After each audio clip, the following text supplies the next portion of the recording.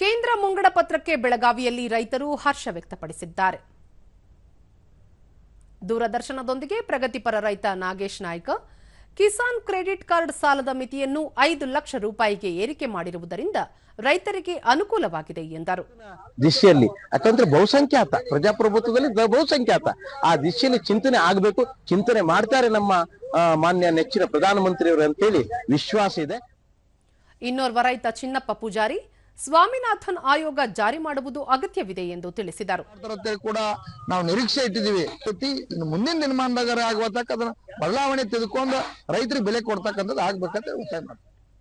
ಸುದ್ದಿಗಾರರೊಂದಿಗೆ ರಾಜ್ಯಸಭಾ ಸದಸ್ಯ Iranna Kadadi Kisan credit card ಮಿತಿಯನ್ನು 3 ಲಕ್ಷದಿಂದ 5 ಲಕ್ಷ ರೂಪಾಯಿಗೆ ಏರಿಕೆ ಮಾಡಿರುವುದರಿಂದ ರೈತ ಸಮುದಾಯಕ್ಕೆ ಅನುಕೂಲವಾಗಲಿದೆ ಎಂದು ಹೇಳಿದರು.